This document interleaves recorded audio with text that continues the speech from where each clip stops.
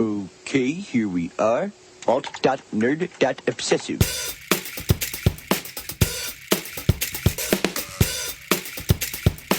Worst episode ever. Hey everybody, welcome to Worst Episode Ever, a podcast for people who love The Simpsons, by people who love The Simpsons, about how much we hate The Simpsons. We are here trying to find which is the worst episode ever.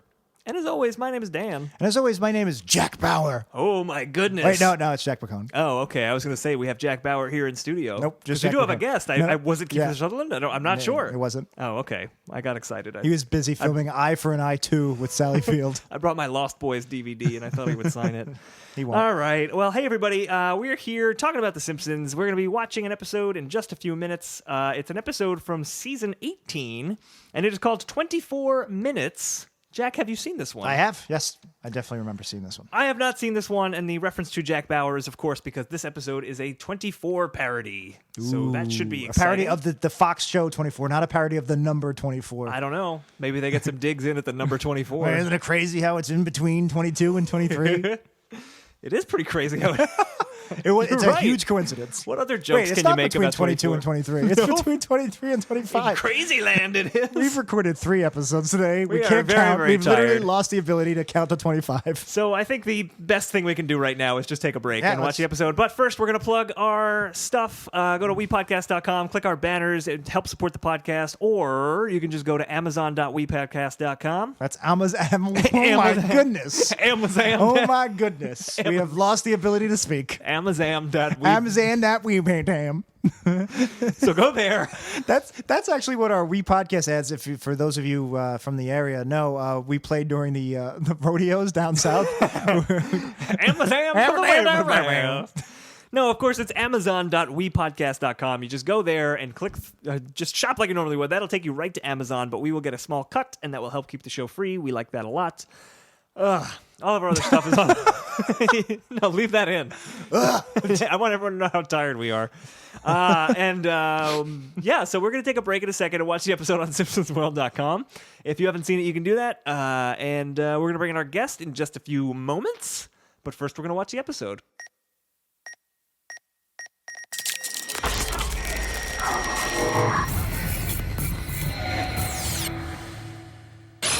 Previously on 24.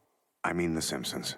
Behold, our new state-of-the-art weapon in the global war against misbehavior, CTU, the counter-truancy unit. So that was 24 minutes. It sure was, Jack. Before we get into it, we've got a guest via remote that we're going to introduce. Josh Kerp. How's it going, Josh? Good. Thank you for having me back. Yeah, Absolutely. It's been maybe a year since you've been on, right? Yeah, something Really? like that. When we did the book episode job? I did was the book job, correct? Yeah, and Josh, you work at uprocks.com, correct? Yep. I'm an editor and writer there. Very cool, very cool. nice. And the last episode we did, Book Job, was one of the more beloved of the post-classic episodes. It's one of the few that I can rewatch. Yeah, one of the few that's not hated. I guess beloved is too strong a word. Yeah, it's number 61 on our list right now. Out of 81? Currently, 78-ish. So it's in that top quarter. Yeah, it's in the top quarter. There you go. There you go. So we already got your Simpsons profile way back when. But just real quick, what's your favorite Simpsons episode? The one that I go with lately, and this might be because I just don't want to say Last Exit to Springfield or Marge versus the Monorail one says, my hipster answer, as it were, is Milhouse Divided. Okay, all right. Solid choice. Yeah. Do you have a least favorite?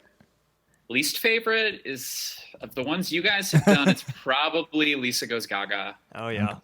Oh, yeah. I think Last Exit to Springfield is our worst episode. Right now. Oh, yeah, excuse me, I forgot. Yeah. I think that may have been our least liked episode of the podcast.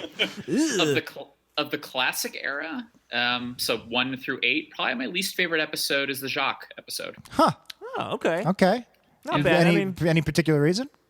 As much as I love Albert Brooks, I just don't find it funny. Like, the funniest joke is the moon that looks like a bowling ball. For a second, I thought you were going to say, as much as I love cuckolding, but... Cuckolding and skeletons in storefronts, two of my favorite things. That's high quality comedy right there. I do like that gag a lot, actually. That's probably my favorite gag in the episode. I do like when he says, it's not quite breakfast, it's not quite lunch, but you get a slice of cantaloupe. Yeah. I get it. I don't know. Well, whatever. Fine. Nobody else likes the brunch line. That's fine. I'm a man who likes brunch. That's one of those lines where I've just heard it so many times where it's Okay, lost well, all meaning to I'm me. sorry that I don't have a hipster choice like Josh here. Yeah. So now you're done berating our guests. Can I move on? No, I'm not. Listen up, Josh. I got words for you. What if I had picked an episode from like season 18 as my favorite episode of the show? What would you have done? Would you humored me? We're kind of polite. I think we would have like done a humored laugh, like, oh yeah, We'd be like, yes. that has its merits. Haven't watched that one yet. Speaking of season, this is a season 18 episode. It right? is, yes. All right, so 24 minutes. We'll do the plot recap, but obviously it's just a straight up parody of 24. Yeah. The hit Fox real-time drama, I guess. I think it won Best Drama at some point in the Emmys. I think it did, yeah. It started in 2001. It ended the day before, I think, the Lost finale. It's season 8. Before it came back for its like half a season. Yeah. Its last episode was the day or 2 days before the Lost season finale. I think it might have been the day before. I think it was a Monday night and Lost was a Tuesday night. And I remember it got no press, and I felt so bad for it. Because by then it was already 2-3 seasons stale. Yeah. And I think Lindelof and Cuse would have preferred no press over the press that they got. I think you might be right. It's weird. When I was in college... This is where we talk about the leftovers, by the way, right? Yeah, it is. All right. Oh, hell yeah. Let me go do a pee break. Well, we can talk about the leftovers on 90 percentile, obviously, which has become a semi-official leftovers exactly. podcast. That's a more appropriate podcast for it. But it's weird. When I was in college, it was right around the time that Lost and 24 were both in their heyday.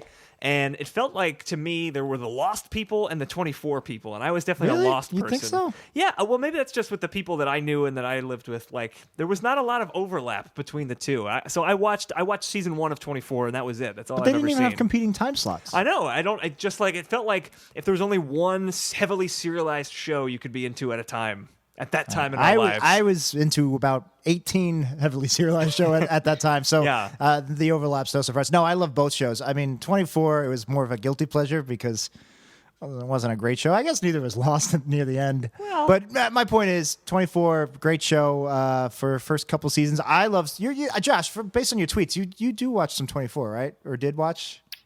I watched the first 4 seasons, I believe, and then I watched it when it came back about a year ago. Okay. And I enjoyed it. I liked that season a lot. Yeah, season 4 is great. I think season 5 is even better. I think season 5 was like the best of the best. That was the best. This show at its best. Really? Season 5? That's when it Yeah. just became bonkers, right? Season 5 opens. Like a character came back with someone that everyone thought he was Oh no, dead that was or season something. 7. Season 5, without specific spoilers, the first episode they kill off like 3-4 major characters in like the first 15 right. minutes of the show, and then it just Yeah. gets more and more bonkers throughout. Just like Brian De Palma's Mission Impossible movie, where they kill Emilio Estevez right in the beginning. Nobody saw it coming. I didn't see it coming. Emilio Estevez shows up for no reason in 24 and then just gets killed off. So anyway, I'm a big 24 fan, so that's where I'm coming from. Josh is you like it at least, and you've seen it. Dan, you haven't seen any of it since season 1? No. All right. But very simple. Fortunately, most of the tropes were set Well, up yeah, in season 1. I watched this episode. I got what was a 24-bit. Obviously, I know that it was Jack Bauer when Kiefer Sutherland was there talking. Yeah, and Chloe and all that stuff. The reason I'm really hammering this home is because this episode is an extremely faithful parody, a very specific parody of 24. Yeah. If I mean, you can easily follow along if you'd never seen the show, but there are lots of little things going on. The basic plot, I guess, is there's a CTU, a counter-truancy unit that Skinner creates, and they're trying to stop a stink bomb from being set off at the school bake sale by Kearney, Jimbo, and Dolph. The bomb is by them, not the bake sale. That's a much different episode. Bart is the Jack Bauer type rogue agent. Lisa is the Chloe behind the scenes computer type agent. Homer is in a dumpster with Milhouse for most of the run of the episode, and that goes nowhere. Yeah. It's in real time. It's in 30 minutes real time, basically, while they try to stop this stink bomb from going off. I think that's a Marge bakes a cake. Oh a raisin yeah. That's true. Her plot is she's really running out of time to bake a cake, and she overcooks it, and it's just hard as a rock, and it's just a bad cake. That's her plot. Yeah. That's her character arc there. We'll talk about that one. Yeah. I guess I don't know. Before we get into the scene by scene, overall impressions, Josh. I liked the episode. I I didn't laugh all that much in it. It's one of those things where I respect it more than I probably loved it. Yeah, it's kind of the way I feel about any post-Dark Knight Christopher Nolan movie. Like, I can respect it. That looked really good, but it left no impression on me, really. Yeah, no, I agree 100%. I didn't laugh very much. I didn't think this was a particularly strong episode, especially compared to what we usually watch. But I liked it more than what we usually watch because that 24 framework was just so interesting and well done. Well, I'll say this. We talk about it all the time, how they should be experimenting more, and this episode was definitely a departure from a normal Simpsons episode, and I think I enjoyed it a lot for that. It's not an episode that made me laugh out loud so much, as we'll get into as we talk about the individual scenes, but yeah, it was interesting seeing, like, what would 24 be like in Springfield. Yeah, and I enjoyed it. Yeah, and like you said, we'll get up to him, but the devil was in the details. They did a lot of really interesting detailed stuff with the parody. I guess let's just start from the beginning.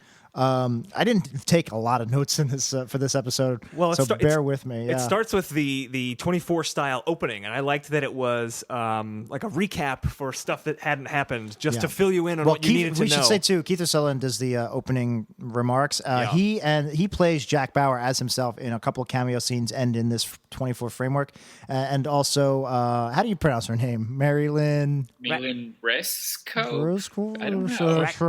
Rice Cub, I think. Rice Cub. I think Rice so. Cub? Rice Cub, like a cub of rice. I think that was one of her Mr. Show sketches. Yeah, right? She played Chloe on 24, and she does a cameo. But yeah, so it opens up with Kiefer actually saying the following happens in real time. Whatever he says for 24. Well, but before that, he says previously on 24. I mean, The Simpsons.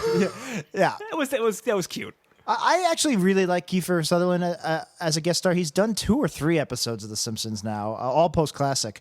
And this is the only one I think he does Jack Bauer. But even when he's not Jack Bauer, he's just a really game guest star, and his deliveries are typically funny. So I thought he did a really solid job in this episode for what little we get. What did you think, Josh?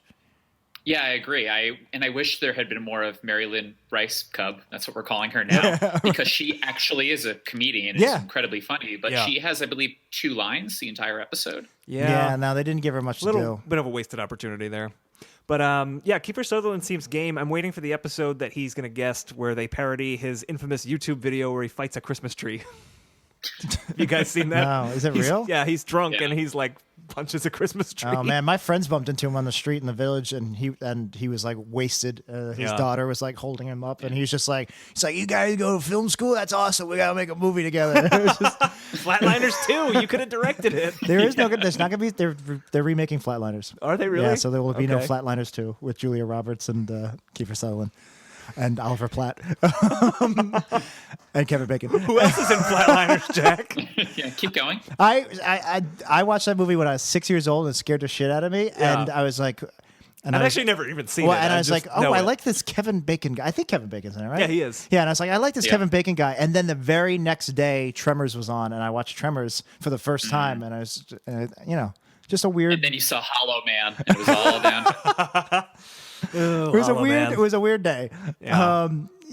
I agree with you in that not only was it just a nice parody that this previously on, but it was a great way of exposition because they have to set up all this stuff that has never existed before. This idea of the counter-truancy unit and the fact that Lisa is the Chloe and right. And I think it works for 2 things. It's somewhat of a parody of these opening recap videos for these heavily serialized shows, but it also kind of is getting the average Simpsons fan who may not watch 24 like we're doing something different. It's a 24 parody. We're being really overt with it up front. Yeah, and here's what you're going to need to know to keep up with this episode. Yeah, and even if it's not like. Yeah, go please. So, it's not like the Springfield Files, which I believe is the only other one up to that point that had been that as much of a direct of a parody, where that is a Simpsons episode that becomes an X-Files episode. Yeah. This one is essentially a 24 episode that just so happens to star the Simpsons. Yeah, that's a great point. And also, I think it helps even if you are a 24 fan like me. It just gets you into the rhythm of the episode right away by starting it off with such a. So it really is just like a perfect parody. Right, and it replaces the couch gag. There's no couch gag. There's no traditional opening. It's just the 24 style opening, which I like. And we get a little bit of everything we're going to need. Like they cut to the power plant, and I was like, why are they showing us this yogurt in the fridge that Homer left there that smells really bad? But it ties in. It makes sense. Even the opening credits, the actual text on screen credits of who wrote the episode and you know, who directed and all that. Even that was done 24 style. And I think this was intentional. It goes on forever, which the 24 credits used to always do, where you'd be like 15 minutes into the episode and it was still doing like executive producers. It was right before the first act break when like the credits stopped. Yeah, I think that was intentional. Like they were trying to comment on how 24 takes its time with the fucking credits. Yeah. There were a couple of things I liked in the 24 kind of recap opening. Bart sprays condiments on the wall and like this graffiti of Skinner in ketchup and mustard, and it had Skinner saying, "Put me on your wiener," which I just laughed. I laughed at that. Did you also laugh on poop on me? I didn't laugh on that, but I could appreciate that pun. I laughed. There's a little later. We're trying to get they're showing us the ropes of CTU. We see that they have surveillance footage of the school, and they see somebody graffitied on the desk. And they wrote, they're like, Skinner goes, enhance, and they enhance, and it says Skinner sucks, and he goes, dehance. Just like that enhance thing is just like the oldest trope in the game, and it's just funny to see a Skinner eyes version of that dehance. That's good. I like that. I also liked Marge had a line when she's doing the laundry when she finds the bake sale flyer that kind of kicks off her plot. She says, boy, if someone did eat Bart's shorts, they'd have a tummy full of pocket garbage." And just tummy full of pocket garbage is just like a phrasing that I tickled me in a way I enjoy being tickled. That line was too mouthy for me. I didn't like it. No? Mm-mm. Josh? I liked pocket garbage. Yeah. Like, what about the joke? You like pocket garbage, sure. Just in general, of course. Yeah. We all like pocket garbage. No, it was fine. I think that's the name of that Spin Doctors album. Pocket Garbage of Kryptonite. Absolutely. I think that's where the Spin Doctors album is now. In the pocket garbage. In the pocket garbage. Filled with kryptonite.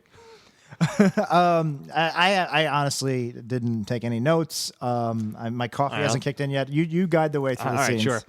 Okay. So it starts off with another Kiefer Sutherland thing. The actual first act is the following events take place from, I think it was 2:34 to 3:04 p.m., whichever one's not in the morning. And it kind of just goes on explaining it's which one's the morning. Is that a.m.? Okay, it's not that one. I don't think this was Kiefer's fault, but that line totally fell flat. Yeah, I mean, we all know what p.m. and a.m. are. Yeah, it wasn't. It's like, you're really struggling with that? Like maybe if it had been in military time or something, but 24 doesn't do that. Like he could explain, like that's 2:30, but not the one in the morning. Like I can see if you're doing a parody of 24, you see that there's an opening for a joke there, but that is not the joke to tell. Maybe something like following takes place between 2:34 and 3:04, and oh god, I've got to pick up my kid from soccer practice. Something time related like that, but. Yeah, getting the AM and the PM mixed up doesn't quite. Or even like who's relating to that? This takes place 2:30, whatever the times were, and he's like, "Well, we're not going to show you all of it. Like, there's parts where people go to the bathroom. We're not going to show any." That of would have been great. Yeah, that would because been I know great. that was always like a criticism people had of like actual 24. Yeah. Like, how's Jack Bauer wants to awake? See Kiefer Sutherland go to the bathroom. I want to see it. The same people that want to see like Worf go to the bathroom on Star Trek. Yeah, there should be a show of Jack Bauer and Worf going to the bathroom together. Wait, I'm sorry. I'm a big Star Trek Next Gen fan, but I haven't watched it in 20 years. Is there a thing on the internet about not seeing Worf go to the bathroom? No, not Worf in particular. Just all of them. There will be now. All right. Yeah. I thought you were like I thought you were referencing some kind of internet meme. Like there's an entire Reddit dedicated to like Worf going to the bathroom. I think there's a children's book called "Do Klingons Poop." It ends with Worf like, I don't know. That's the entire book right there. If you're an artist, let us know. We'll publish that book. Also, just a little Wii Studios trivia for you. When we were watching the episode, we actually were kind of in sync with it for one commercial. Yeah, we were segment. watching it at like 2:40 when it was 2:40 on the clock. Which was weird. It was weird. It was serendipitous. So that's why your faces are melted off. Right? you hit the time continuum. My next note is, they do a lot of the 24 style, very quick cuts, and also the different angles, the like almost comic book panel-y type split screen things. Yeah, I found it a little distracting, just because I guess I'm not used to watching Simpsons episodes that way. Did it work for you guys? Like, what did you guys think of it? Josh? worked for me because it's just the style of 24. Yeah. The only one that was kind of distracting was the one where Skinner's in one screen and then he bends over so he's in the other screen, like Lisa's screen. Yeah. Yeah. Other than that, it worked.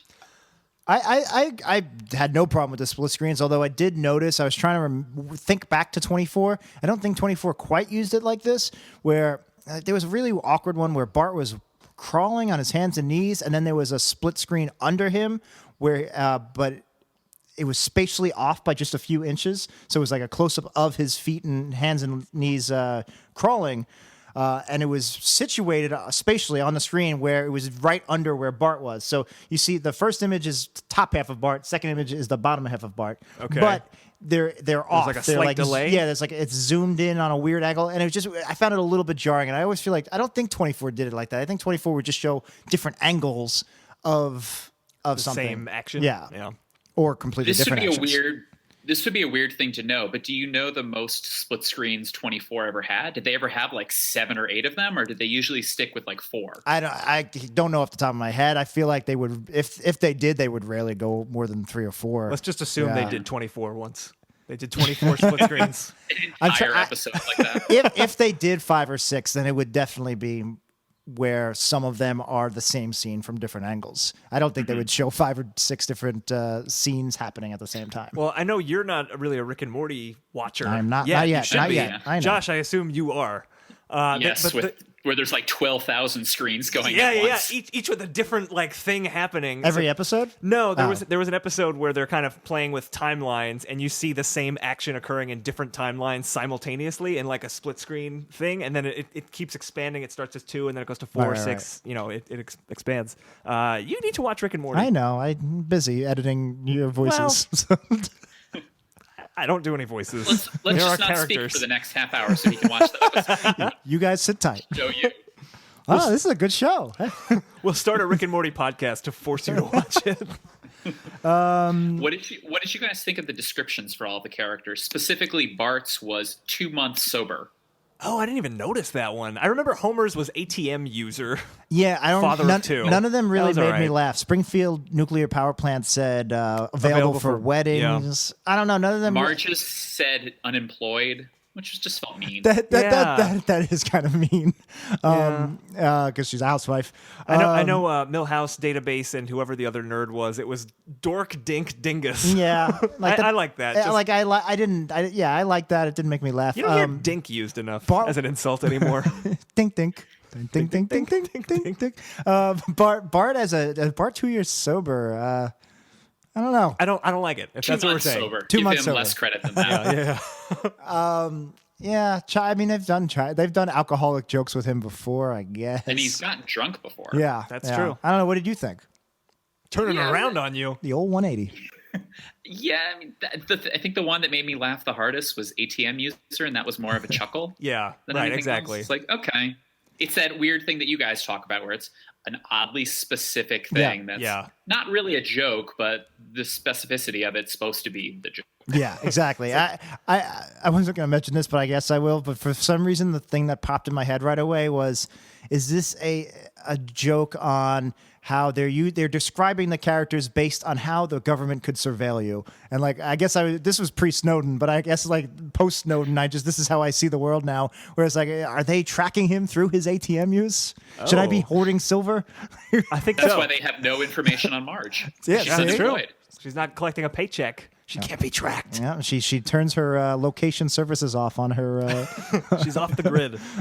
her app. I got nothing. I thought it was interesting. So the way this episode starts is we have this CTU is in place at Springfield Elementary, and they're following the bullies, who I guess are being truant, and they find out that they're building a stink bomb, which we'll talk about in a second. But the whole thing is counter-truancy unit, which I thought was funny. That makes sense instead of counterterrorism. Although. Well, this is my Milhouse? point. Milhouse is following the bullies. Is Milhouse not also truant? And Lisa is not in class, and Skinner is in the basement following all of this. Yeah, they're not actually. The whole point of truancy What's is to going get- on in this episode? Here's how I justified it, because I had the exact same thought. Yeah. this is all taking place. Oh, I guess it's not. Never mind. This is 2:00 in the afternoon. I was trying to think maybe this is like a pre-homeroom activity that you could do. Like I was in my school's closed circuit TV network. So instead of going to homeroom, I would do the morning TV news. So I was like, maybe they do this in the morning so Milhouse can be out of the school. But that is some heavy justification that does not hold up. Well, and also, what time do they get out of school? Because it's 2:30 to 3. Yeah. They're truant. Like, I always got out of school at 2:30. And there was a bake sale. Is that mandatory? I guess. You have to go to the bake sale. I got out at 2 so I could be home and watch first Pokemon and then TRL. Nice. TRL. The most important shows of the 90s, obviously. Yes, of course. Remember when End of all time. End of all time. Remember when the Bum Bum song was #1 and MTV was so mad that I do remember that they made him retire it? Good times. What did I watched when I got home from school? I watched Imagination Station, the Canadian artist show, where it was this guy with a mustache who would do sketches of dinosaurs, and you'd follow along. And then Where in the World is Carmen Sandiego? Of course. Hit it, Rockapella. We asked them to do our worst episode ever theme song, but they said no. They politely declined. they left a very interesting voicemail. No, we won't. And then that was it. That was it. No, that was it. We won't. That was it. Was that them? Was that a cappella? Can we use that? Should we use that? I like so the bullies end up at the Quickie Mart instead of school. Whether or not they're truant, we'll leave that up to the listeners to decide. But Milhouse is following them, and I like Homer comes out and he just goes, "Hey Milhouse, who you following? Those bullies?" That worked for me. Great I laughed delivery. at that. Yep. Mm-hmm. And I also laughed. Yeah, Milhouse asking for a Hostess fruit pie. Also weirdly specific. Yeah. Also, again, weirdly specific. Yeah. Yeah, I like that. We skipped basically setting up Homer's yogurt. Right. So the whole thing that they explored in the recap thing was this yogurt was at the power plant. It caused like a kind of biohazard type thing, and they had to come in, and it was a yogurt Homer had left in the fridge that had turned extremely rancid. Yeah. He brings it back to the Quickie Mart to return it, which I kind of like that. And Apu is just like, as long as you take it out, you can have any yogurt you want, which I like that. Well, Apu says he says it smells like a dead fish had a baby with a homeless man, and then that baby threw up, and the dog ate the throw up, and then pooped out the throw up. Yeah. Did that work for you, Josh? No, I think pocket garbage is funnier.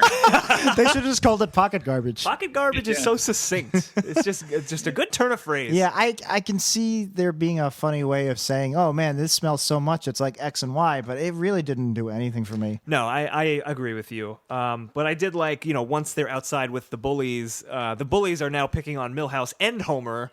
And I like that Homer says to Kearney, "Hey, they call him fat," and Homer says, "But you're the fat one of you guys." Yeah. I thought that was actually an astute observation it was for an Homer astute to make. Observation. They even have the same white shirt. Yeah. Yeah. But then they throw him in a dumpster. Yeah, and that goes nowhere. Let's just talk about this entire dumpster sequence, which for the first 2 acts they pretty much keep cutting to. This was Homer's plot, I guess. This was the C plot. Homer and Milhouse in a dumpster, locked in a dumpster, rolling downhill. They're dumpster people now. I actually like that line. They're dumpster people now. That was my pocket trash. Just overall, what did you think about that dumpster thing, Josh? It was so stupid that it barely did anything. It was kind of those jokes that you feel bad about laughing, like when he's parallel parking it. Right. I like we chuckled at that. I like the parallel parking because it was just so violent. He was just smashing into the other cars. Yeah. I believe he calls it Old Betsy, Old Betty. Yeah. He gives it a name. Yeah. All right, here's my problem with it. Besides it just being utterly pointless, and besides the parallel parking, I don't. 2 characters riding a dumpster like a car. You have 8 seasons of 24. Not counting the 24 Goes to London half a season that aired a couple of years ago, or the 24 Redemption, the writer's strike 2-hour movie that took place in Africa. You have 8 seasons of 24 tropes to parody, and Homer's a fairly big character on The Simpsons. Right? Why did they just shunt him into a dumpster? Couldn't they give him some kind of 24 thing to do? Was the dumpster thing necessary? He was the only one that didn't work for me. I actually thought all the other characters were perfectly cast for who they should have been. Yeah. I mean, Bart is an obvious Jack Bauer. Lisa's Chloe makes sense, but to frame it around the bullies made a lot of sense. And I like that it wasn't a huge plan. It was a stink bomb. Yeah. This is something conceivably that they would do. So it kind of grounded it into some sense of reality. Right. Despite the fact that a neighboring town blows up. Right, the actual plot could be a normal Simpsons episode, but it's all the trappings of 24 elevated into something else. The biggest stink bomb of all time. Yeah. You know, it's very easy to draw that to a dirty bomb or a nuclear bomb Exactly. in 24. Yeah, no, it was perfect. You're right, and all the trappings were great. All the characters fit their roles. But it's almost like the Family Guy Star Wars, where they pick a Family Guy character and give him a Star Wars character, and for the most part, that usually works. I just not only does Homer not have a character, he doesn't even get like a 24 type plot. Right, and his storyline doesn't really play into anything else. I was definitely surprised at the end. I thought the payoff was going to be, Lisa couldn't defuse the bomb, so they had to throw it outside, and it was going to land in the dumpster, and Milhouse was still going to be in the dumpster, and Milhouse was going to get stink bombed. Yeah, that's exactly what we thought it was But that's headed. not at all what happened. That didn't happen at all. It's just Milhouse was gone. Yeah, and the dumpster was gone. And the dumpster had nothing to do with anything, so, oh well. Pocket trash. Pocket garbage, Pocket sir. garbage. I don't know. I'm just not on You board. and your mouth are pocket I'm just trash. not on the same wavelength as you guys when it comes to this meme. Yeah. So yeah, I don't really have anything else to say about the whole dumpster thing. The only other thing that was kind of tangentially related to that story was they go to Moe's at one point, and Moe is in there reading a book, How to Be Your Own Dentist, and just takes a drill to his own mouth. And that was it. Yeah, I thought, again, Moe could have had a 24 type analog. He could have been like the shady gun dealer or whatever who's, he's not the bad guy, but he's got connections to the bad guys. And he's like, I know, I know where you could get a good stink bomb, something like that. Yeah. No. And I know what they were trying to do. That was the torture scene, because I think that's what, besides the framework of 24, that's probably what that show is best known for at this point, is kind of being pro-torture. Which is why when you were mentioning earlier, like, some people watch Lost and then some people watch 24, I'd be curious to know how much of that is like a red-blue, Republican or red-blue divide. Because Lost is a very liberal show.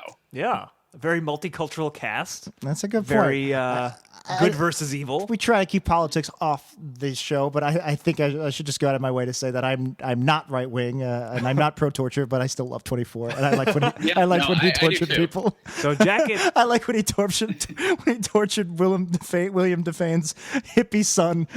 In season 4, he just tortures this hippie. Just for fun? No. Oh, okay. I was gonna say that's an interesting episode of 24. You're totally right, and that was the first guess I thought it was going to. There also is another torture scene, sort of where not really torture, but Bart's very heavy-handed with Nelson. He puts a trash can over his head and starts beating the trash can to get information out of him. So yeah, that was definitely part of it. I assume in that scene that they had him put the trash can over Nelson's head, so it wasn't just the actual violence of Bart just beating the crap out of Nelson. Oh, maybe that too. That's too. I think about these things like why do they have the trash can? Because if you were torturing a child, you would never put a trash can over their head. No, you would just pick them up and you say, right "Hey, in the face. give me your fucking money, kid." That's what I do. want to see them bleed their own blood. Of course, absolutely.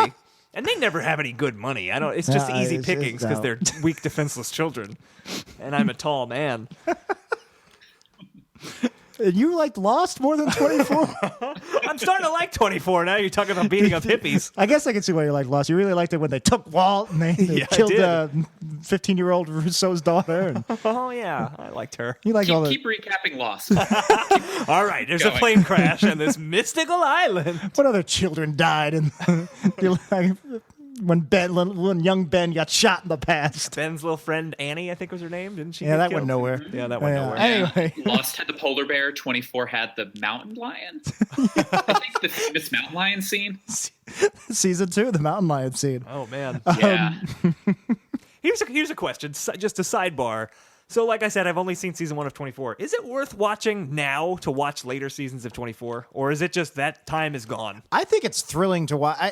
That show was one of the first mainstream shows that introduced the idea of killing off major characters. Right. That wasn't really as prominent as it is now. I mean, Sopranos with Big Pussy maybe was the first big one. Yeah. But 24 was not afraid to pretty much kill off anybody but Jack Bauer.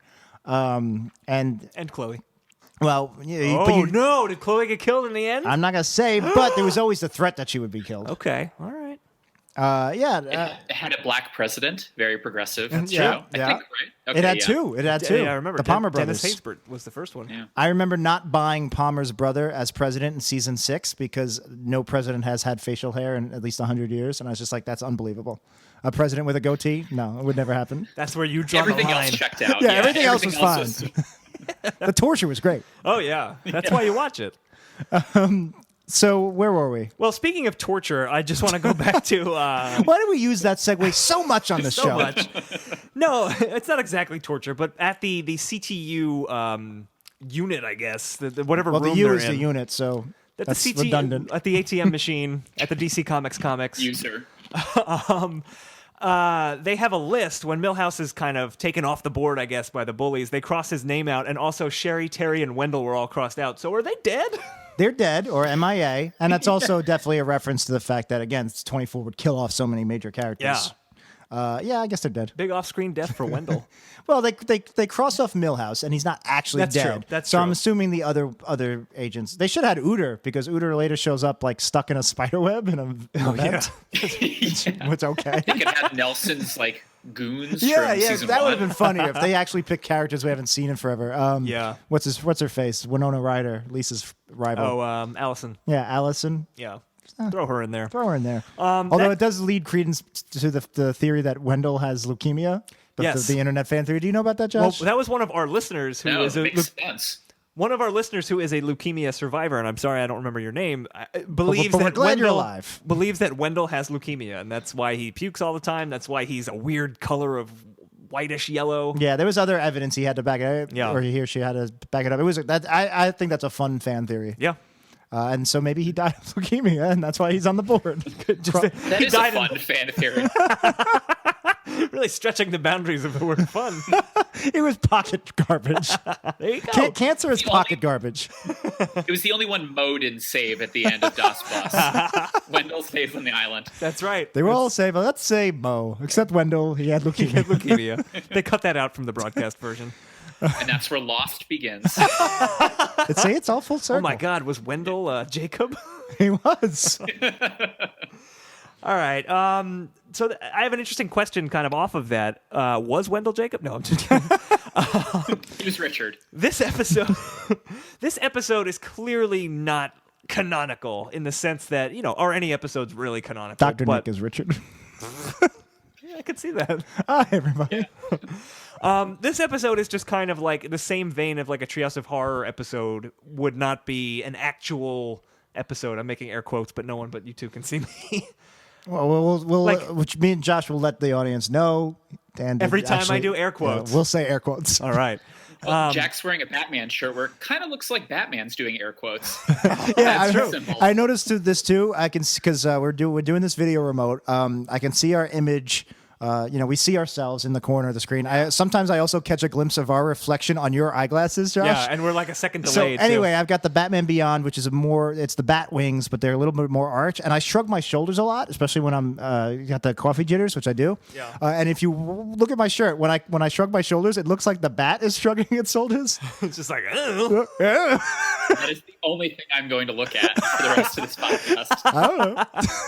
It looks like a bat literally shrugging its wings. Like, no, No, that's all I'm looking at too. stop looking. I'm so self-conscious. Oh gosh. What was your question? My, Was my it about que- Batman? yeah, my question was which Batman movie's your favorite? No, we can definitely talk about that. But no, this episode, do you guys think this is supposed to be a non-canonical in the same vein that a Treehouse of Horror is a non-canonical episode? Well, Shelbyville's Shelbyville's does destroyed at blow the up. end. Although maybe they have a plan B where they move to Right. Shelbyville a few miles down the road. Ralph down the road. Dies in a giant gerbil cage, apparently. Ralph is kidnapped and tortured by the bullies, which is pretty fucked up. I mean, I found it dark, but again, I guess it's just really stinky.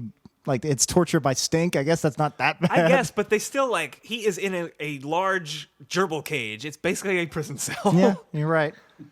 If you, Is it if you go to canon? the Simpsons wiki, it says right at the top that this is a non-canonical episode. And if it's on the Simpsons So- wiki, it must be true. I'm trying to think of what I think I remember something, but now I can't remember it. I'm trying to think of what really actively defies canon besides Shelbyville being nuked. Right. Well, I mean, arguably the X-Files episode was the same way, but this would say that the Springfield of the Simpsons isn't is the same universe as 24. 24. But besides that, I can't think of any characters actually dying or anything. Yeah. Like a Treehouse of Horror. Martin almost, but we'll talk about that later. Uter probably. Probably. Nobody's coming for him in that vent. For some reason, I picture him in the vent in the spider web, and the spider gremlin from Gremlins 2 is going to like kill him off screen. I didn't picture that. I still don't. No, you will now when you rewatch this Should we episode. ask my Batman T-shirt if he pictured it that way? I don't know if that. Did you picture it that way? I think he said he doesn't know. This is only amusing to the three of us. No, I assume all this will be cut. Hey, Millhouse, who are you spying on? Those bullies? So also back at the CTU, I'm curious to see what you guys thought of this line. Skinner hunches over and he says, "Lord, give me guidance." And then there's a reveal that he's on the phone and he says, "Yes, the guidance department, Miss Lord." What'd you guys think of that? I thought Harry. Sorry. Go ahead. No, go ahead. I was gonna say I thought Harry Shearer delivered the line better than you just did because when you said it, I was like, "That's not very funny," but I actually liked it. Josh, yeah, what I did you did think? too. It's like a Borscht Belt kind of old Catskill joke, but I still laughed at it. Yeah, I think it was Shearer's delivery that really sold it. I think my delivery was probably better. You should Probably play better. I think you should I should play be Principal Skinner. Yeah. Are you Ted Cruz doing? But Flanders Dad, impression? Excellent. Right? you know, Ted Cruz probably my least favorite out of that. If like a gun to my head, I had to pick one of those 16 original Republican candidates, and I had 15 choices, Cruz probably wouldn't be one of them. No. But I don't like making fun of him for those horrible impressions because I think it's kind of cool that there was a Simpsons fan running for president and came pretty close. Was he a Simpsons fan? Did I you don't actually think that, watch those videos? I think that was genuine. I don't think that was like, oh, maybe if I do Simpsons impressions, I'll get the youth vote. I think that was him going, hey guys, I really love the Simpsons. Let's do this video, and his team probably being like, okay. But anyway, he could probably choose something cooler to get the youth vote Yeah. than a show that's been on for almost 30 years. Exactly. I think it was Almost endearing. old enough to be president. 54 years. Very true. It's right, 35. It's almost there. No, I would say that was probably the one and only, if not the most redeeming quality Ted Cruz has is that he's a Simpsons fan. Yeah. One of these days, we'll get a Simpsons fan in the White House. One of these days. One of these days. Obama's a Spider-Man fan. Yeah, it's not good enough. Sorry. Hillary's a Broad City fan. That's true. That's not bad. That's not bad. But I want a hardcore Simpsons fan in there. Yes, Queen. But we don't. I guess that'll be a millennial. I guess when's the guess. first millennial get in the White House? Another 15, 20? When I decide to run for president, which I am right now. Wow, are you announcing it I'm here? announcing it right here. Who's going to be your running mate? You are. What's up? News to me. Did you not want the job? Well, I just want to let you know I will probably Sarah Palin your campaign. All right. So You're going to go rogue on me. Okay. I'm going to go rogue. What does Batman think about this? All right. There was another cute, like, 24 kind of winky thing that they did where Lisa turns to Skinner and goes, "As we all know, but if you need reminding," and then she kind of explains the plot. What did you guys think of that? I kind of liked it. Yeah, I did too. Yeah.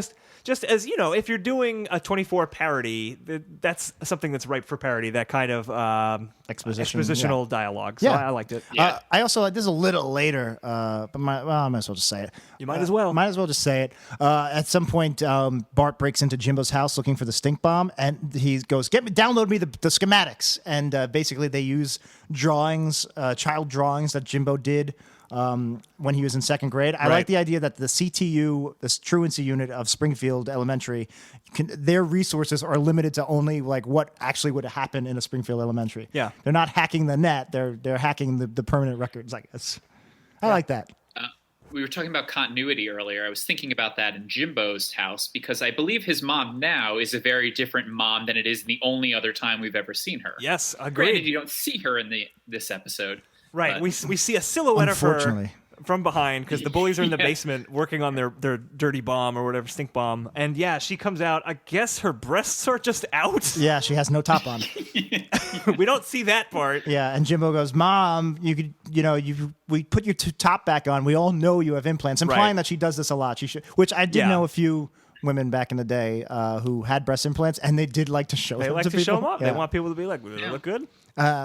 Yeah, and especially underage children. Of course, that's that was. that's who you're trying to impress the most, So right? that was a weird scene, but you're right. The Jimbo's mom we've seen previously was when he was staying home with her, and they were watching soaps, and she was like she looked like him. She looked like him. She was an older socialite, like more of a blue blood type mom. Right. This one's more of a ditzy, slutty trophy wife. Maybe we can infer that they got a divorce from Jimbo's dad at some point, That's and she had a bit of a head midlife canon, crisis. and I guess that's his stepmom, and I guess you can call your stepmom mom. So, Well, it could be his actual mom, and just after the divorce, she's getting a new the rack. voice was different. I don't know, but if I'm gonna head canon man. it, I'm saying it's his stepmom. I'm trying to pull something out of my butt. I know, but what about the conversation we're having? Something's in my butt. The Jimbo scene did have one of my biggest laughs of the episode, where they're using an old map that Jimbo drew of the house from second grade, and Bart is using it to try to get around, and he's confused because he can't find the roller coaster room and the Shark Tank. That's a very adorable, That was a good great line. line. Yeah, I like that. Yes. And then all of the little Jimbos were wearing his Jimbo hat. Like even when he was in second grade and drawing himself, he was still wearing that adorable hat. Well, I think we see him in kindergarten in the season 9 episode where Bart and Lisa Milhouse Sachs. meet, and Lisa Sachs, Jimbo was adorable with that, and I think he also had the little hat. He also had a bunny shirt the instead bunny of shirt. instead of the Yeah. skull. Yeah, it's cute. Then the act kind of ends, and we get the 24/4 split screen. Yeah, showing us thing 4 going different on. scenes, and exposition. Right, we see Homer and Milhouse in the dumpster. Bart is driving Skinner's car with his butt for some reason. Was there a reason given for that? I don't even know. He's Bart. He steals Skinner's car. That's You something don't that drive with your happened. butt? Yeah. I mean, I do, but I thought I was weird. Vote for me Why for is Big president. Mulhall Pacone. They drive with their butts. That's right. That's the only thing we're running on, our butts. But when it goes to the commercial break and when it comes back from the commercial break, it lingers on that split screen for a long time. Did you guys notice this? The head and the tail both go on way too long. And it's not that jokey. Like, we don't see a lot of gags happening. It's mostly just like Marge is baking a cake. There's something where we're watching the dumpster go by, and then the school bus stops on train tracks, and a train is coming to I hit didn't it. get what that was. Josh, what was going on there? Yeah. Otto hits the dumpster out of the dumpster lands on the train tracks. Otto hits the dumpster, so Otto's on the train tracks, and then he's doing air guitar, and then he dies apparently because he gets hit by a train. I guess there's your canon right there. All right, so Otto is Yeah. not dead as far as Yeah. we know. Your non-canon, rather. What did you guys think of? There's a moment where we get Martin, it turns out, is the mole on CTU. And I think in season 1 there was a mole. Every season there's a The mole. mole in every season? Sometimes Okay. there's 2 moles. Sometimes it was the mole from the show The Mole. I love that show, and I miss it. That was a great reality I show. never watched the mole. I watched 1 season of the 2 seasons. All right. Was it Stephen Baldwin? Was he the mole? No, it wasn't. It was the guy you least expected. It was the nice guy. Alec Baldwin. He's the nice He's one. the of nice the one. Baldwins? You little pig.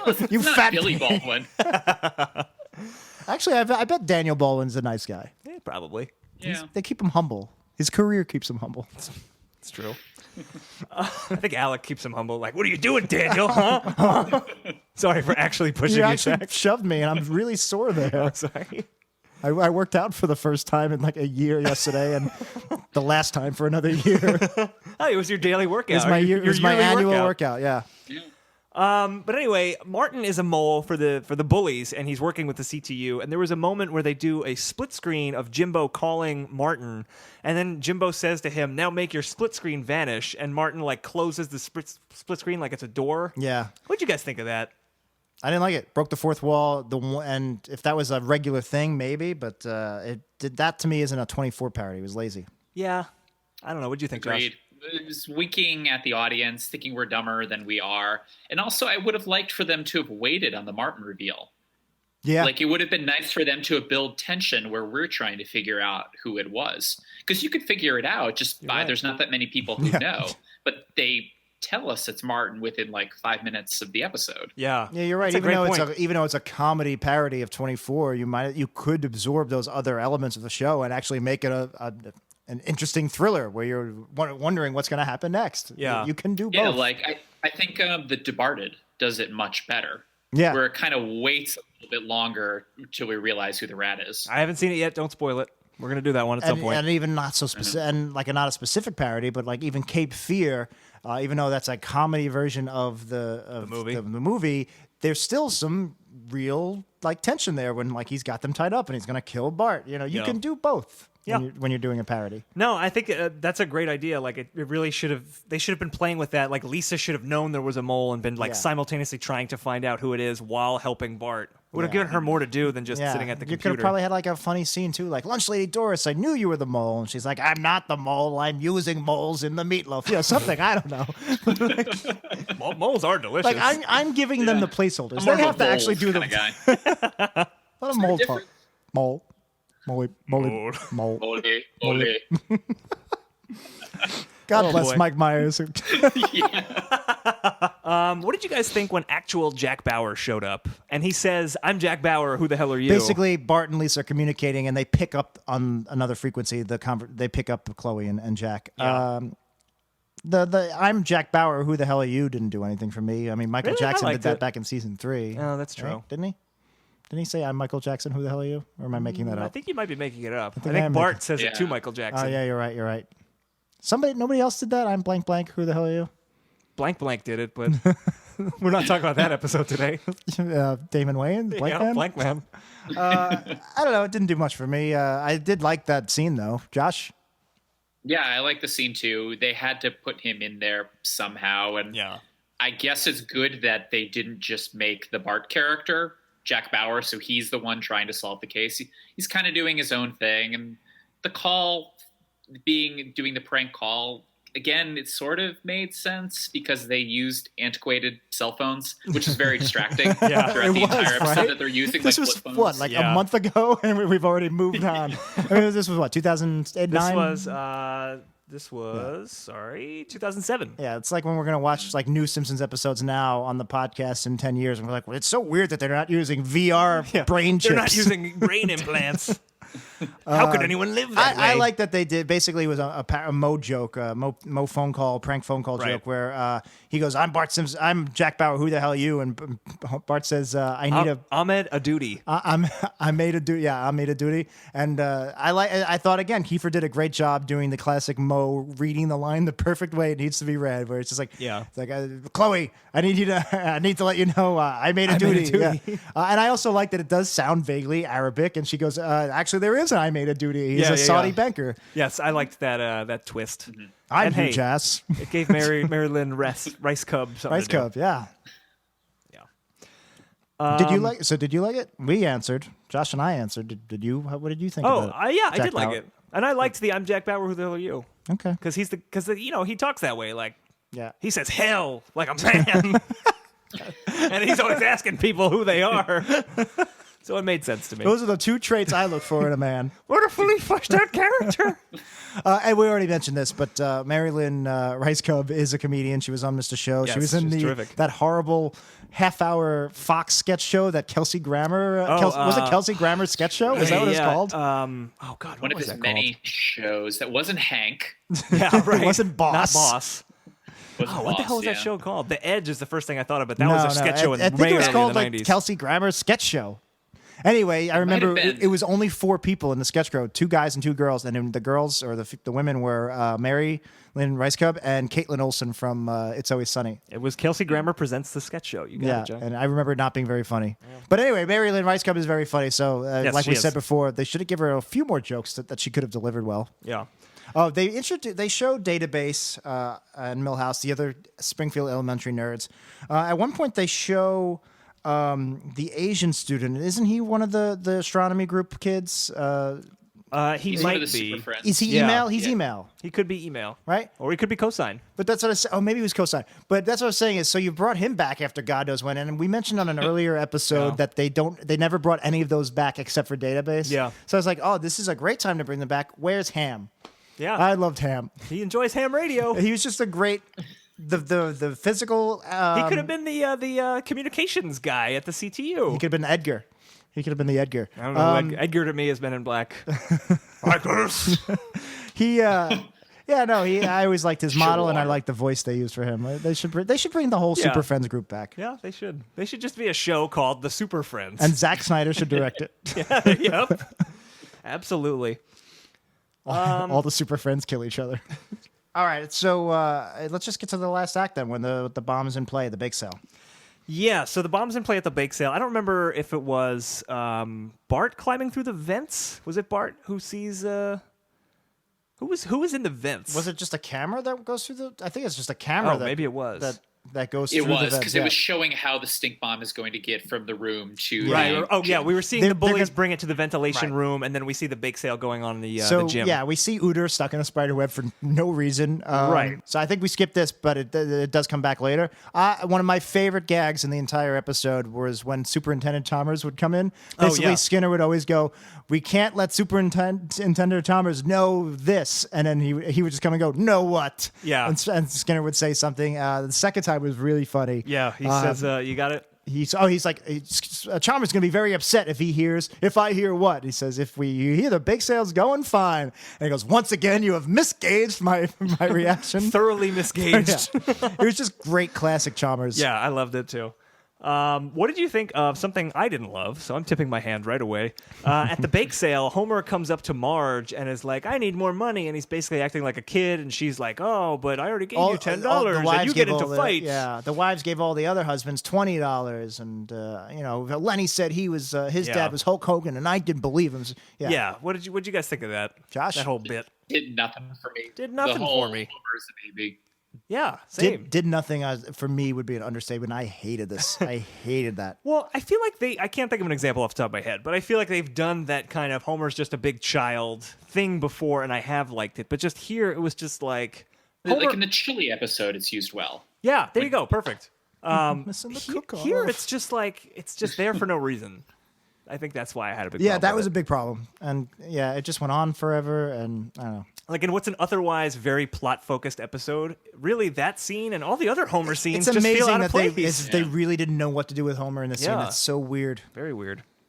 They should have made him like there was no president character in this. For the first 4 or 5 seasons, the president character, even the later seasons, was always a big fundamental part of 24. To the point where in the later seasons they would even make a big deal out of who the next president's going to be. So what if they had done something like this, where instead of whatever the crap Homer plot was, Homer is like the president of the bake sale or something. He has like some big important job, and like he's kind of the bossing Skinner around for some reason. Yeah, that could have worked. That could have worked. Yeah, It's better than rolling dumpster. Yeah, it's better than literally locking him in a dumpster with Milhouse. He could have played the authority figure type stock character. Yeah. Something. So yeah, there's a scene with Martin where Martin was the mole. Every time you say Martin, I keep thinking, Martin! How y'all been? Where Martin is filled with shame that he kind of betrayed the counterterrorism unit. He looks at his hall monitor's sash, and you said this is a pretty direct parody of a 24 At first scene. I thought it was, and then I realized I was thinking of a different scene where... but it's a parody. It's a trope where somebody puts on their uniform to kill themselves. Yeah, but I was thinking the scene I was thinking of was in season 4. There's a guy who ceremoniously puts on his outfit, but it's because he's to sneak in and steal a stealth bomber with a nuke. Okay. What's funny is that character had the worst character name I'd ever heard in a TV show, and they kept using him. And how in the beginning of 24 they would always do these split screens, and they would smash like the character's name like in bold text. It's like Jack Bauer. And this character's name was Mitch Anderson. And it would show like this serious looking guy like stealing a stealth bomber, and he's like, "I'm going to kill the president." And it would just go, Mitch Anderson. It was just such a terrible name for a character. Yeah, that's not great. Anyway, that's what I was thinking of. But yeah, no, it's a pretty classic trope in these types of thrillers where somebody puts on a uniform and kills himself. That's what this was. Martin putting the hall monitor sash. I liked it. It was dark because it definitely makes it seem.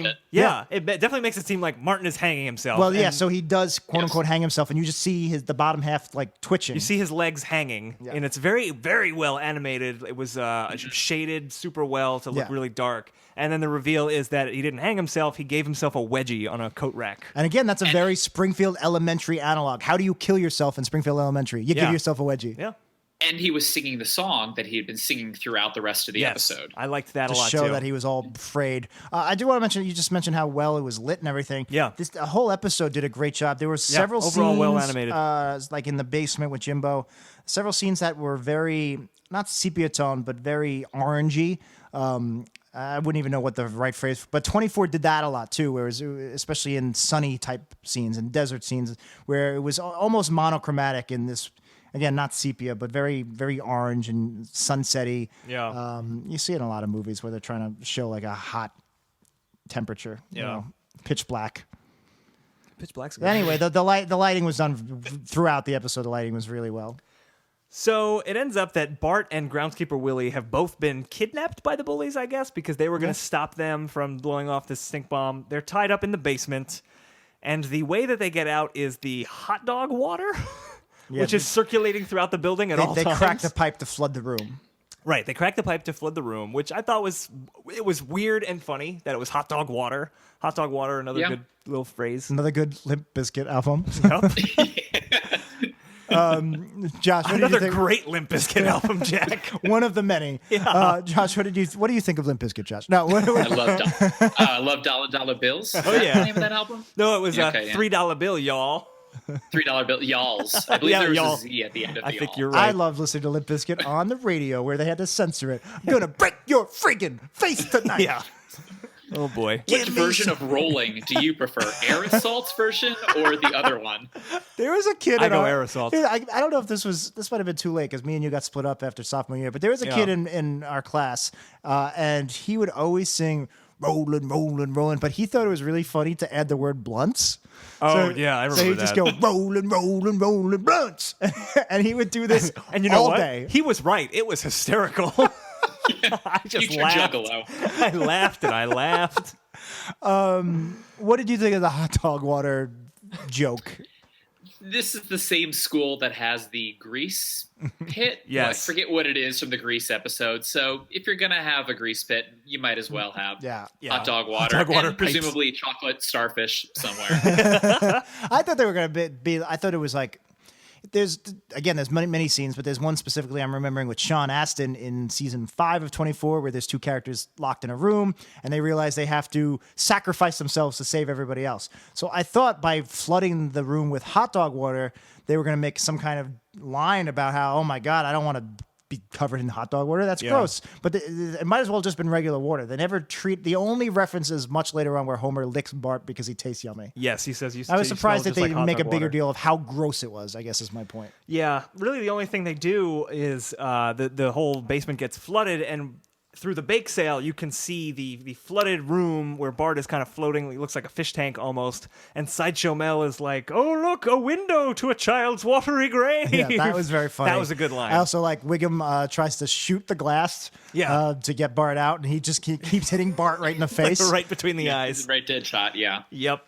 That was good, and I liked that the payoff, the way to break the unbreakable window, was Marge's cake, which we didn't really talk about that plot line, but she was panicking to bake a cake within the 30 minutes that she had, and it ended up being She overcooks it because she figures, all right, if it takes 45 minutes at 300 degrees, right, 5 minutes on 1,200 degrees.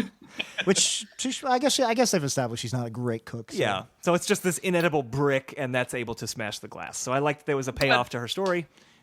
And I'm glad, that Marge was the hero. She needed a win. They did a good job of animating her throughout the episode where she just looked so tired. They did it. Frazzled by I don't the get end it. of Being a housewife is easy. I don't understand. Well, I noticed, speaking of the animation, that it was just like one line under her eyes. Yeah. It just did make her seem like so much wearier. Yeah.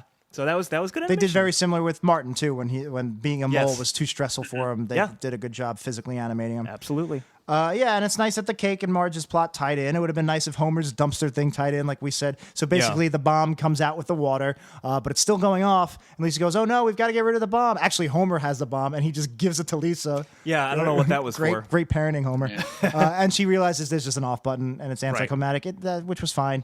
That was okay. So the day But they has should been have thrown it in saved. the dumpster. They should have thrown it in the dumpster. I think that would have been better. And then the SWAT team kicks in. They destroy all the walls and the windows. All right, so it's Jack Bauer comes in. With Jack Bauer, yes. And suddenly the entire school is swarmed in by these things. And first these big Humvees smash through.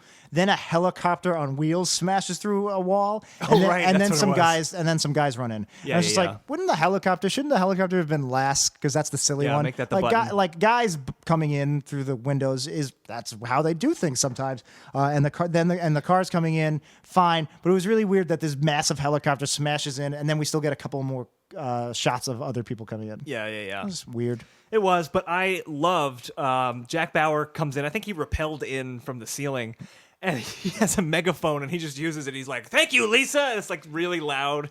I just laughed because why do you need a megaphone so close up? Why do you need a megaphone at all? Yeah, He's not negotiating with hostages. I don't know. not yet. And then it ends with Shelbyville exploding because Jack Bauer pulled all the CTU agents to track Bart down And after they said, the prank call. "Don't worry, we're not doing anything important. This was more important than the other mission." Right. And well, then we see the mushroom cloud behind him. He says, "Don't worry, it was Shelbyville," and everyone's happy. Yeah. So I think the right way to end this episode. 24 is Totally. kind of a ridiculous show, and you have to do something big and ridiculous. Yeah. Completely agree. I feel like overall they did a great job spoofing a show I really like, 24. I felt like there was probably room for more stuff to do there, but Yeah, I especially think so. if you took out the stuff we didn't like the dumpster stuff. But I thought it could have been better. It could have been worse, I guess is what I'm saying. What'd you think, just Josh? Overall, Josh. Just Josh. Just Josh. Just Josh. No, I'm overall Josh now. Yeah, I mean, I think we'll get to it with the scores, but Yeah. I enjoyed it. But now that you guys mentioned the putting the bomb into the dumpster, that would have made every single arc count. Yeah. Meanwhile, it's just a 24 episode and then whatever the hell Homer was doing with Milhouse. Although Yeah. the dumpster stuff throughout was so uninteresting that as much as that would have redeemed it and been great, I think it would have been even better to just cut the dumpster thing completely and do something Do a total different Homer alternate. storyline, Yeah. for sure. It's hard, it's a shame when they ruin a Homer Milhouse pairing. 'Cause Right. That Yeah. is one of my top 5 pairings Yeah. in the entire show. Absolutely. And they don't really do much with them in there. He closes the door in Millhouse's head, and Right. He just says, "This is how we live now." like we said, maybe my favorite line besides the Chalmers stuff, my favorite line probably was Homer calling out Millhouse. "Oh, spying on those bullies." Yeah. It's a good line. More of that, less dumpster on wheels. All right. Badger my ass. It's Don't- probably Milhouse. By the way, Dumpster on Wheels is the new AMC show following Hell on Wheels. I'm sure it's a great show. Chloe, find out all you can about I Made a Duty. Does anyone there know I Made a Duty? Ahmed Adoudi, wealthy Saudi financier, disappeared into Afghanistan in the late 90s. Really? No, Jack, it's a joke name. You're being set up. Damn it. That is it for this episode. 24 minutes, right? You guys have anything else we want to say? All right. No one said anything. Thank you both. I shrugged. Now it is time. Now it is time to rank this episode. We're going to do that on our Hippo scale, looking at the humor, the integrity, the production values, and of course the originality. On a 0 to 5 scale to rank this episode. So Jack, we're going to put 2 minutes on that clock. Boop, boop, boop, boop. That's the best That I was can the do. easiest one to I was ever going to do. say, that was such a layup for you. And we're gonna. I was thinking about not doing it as a fuck you, like anti joke. And instead you just said, "Fuck you." You just do the Lost Boys theme song. That's my lost. Should have done Lost Boys, like do the sax solo from the beginning. Sergio. Sergio. All right, so those 2 minutes are on the clock. Now it's like a minute 15. All right, We're doing this in real time. The following rankings will take place between in real time. 4:25 and 4:27 p.m. Okay, here we go. The rankings are real. That's a different show. I don't know what that is. The rankings were filmed before a live studio audience, which is kind of true, actually. Josh, Yeah, you're the live studio you. audience. All right. To my Batman shrugging. So all of that is cut. The humor of this episode, 0 to 5 scale. Josh, what do you think? 2.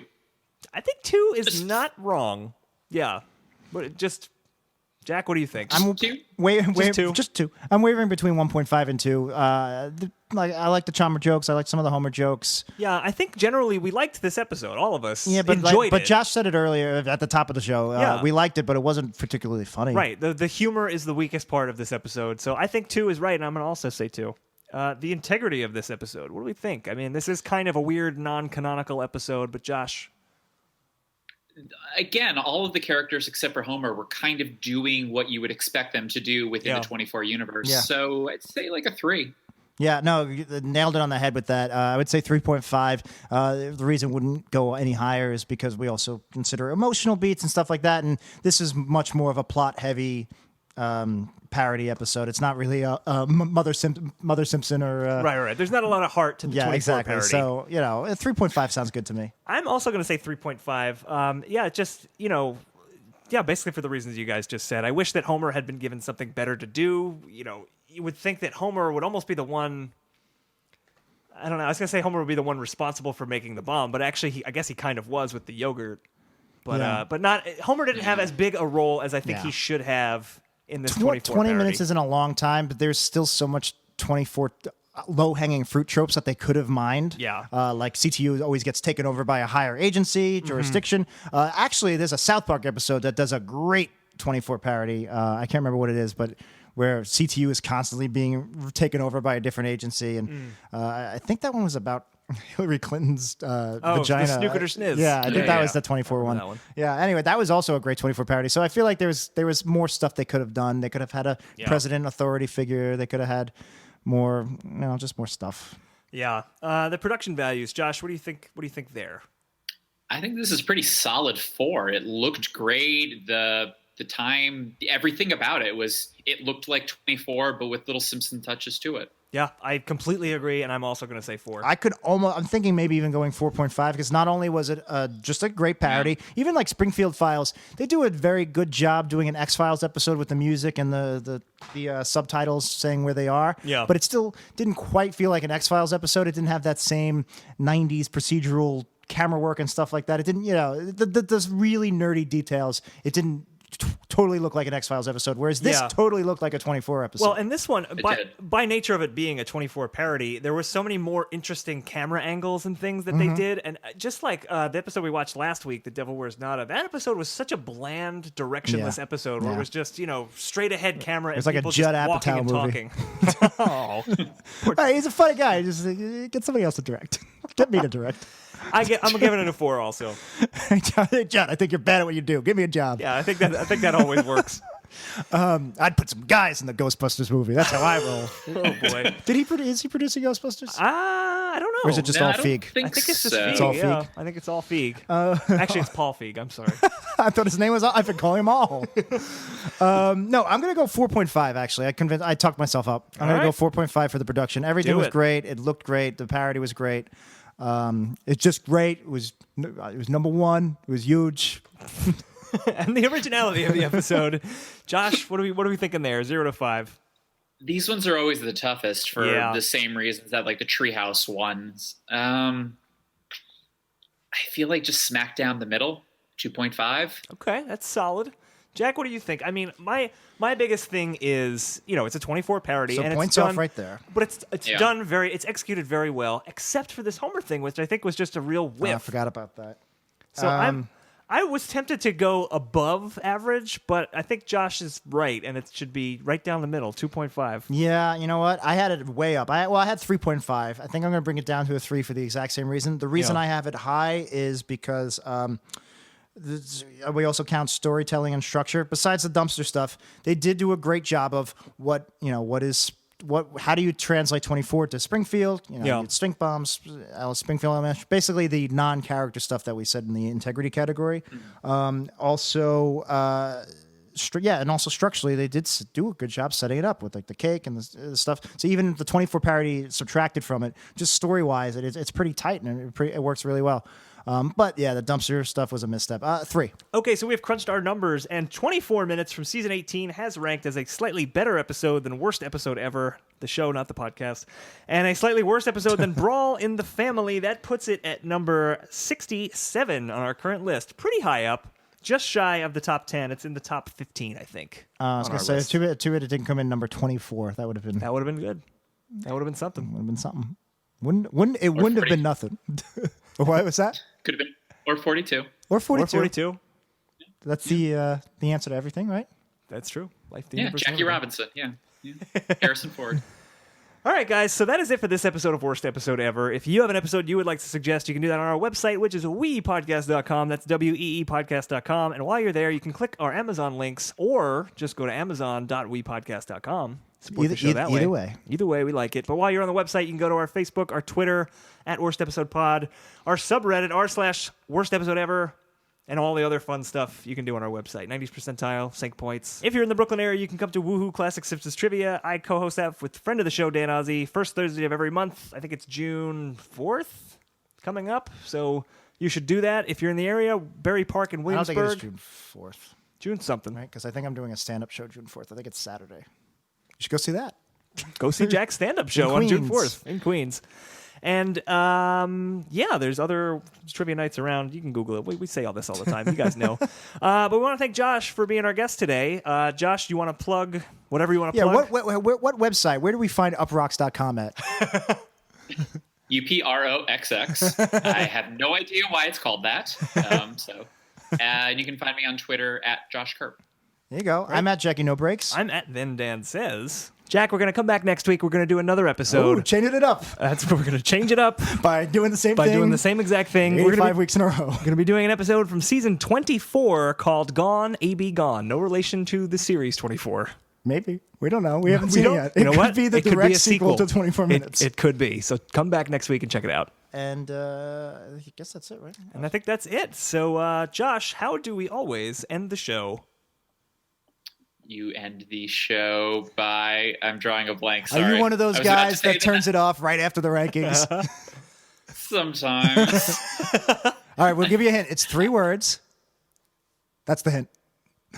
Why am I drawing a complete blank? I want to say the 90th percentile. All right, we're going to act it out. We're going to act it out. Cut it out? Yep, there it is. Cut it out. You'll do your Joey Gladstone impression. I was going to say, it's cut all this, and I was going to say the second word is Feig's first name. That was too esoteric. All right, cut all this. I pulled every single field agent off all other cases to track you down and bring you to justice. It was a tough decision, but I think I made the right call. It's okay, that was Shelbyville.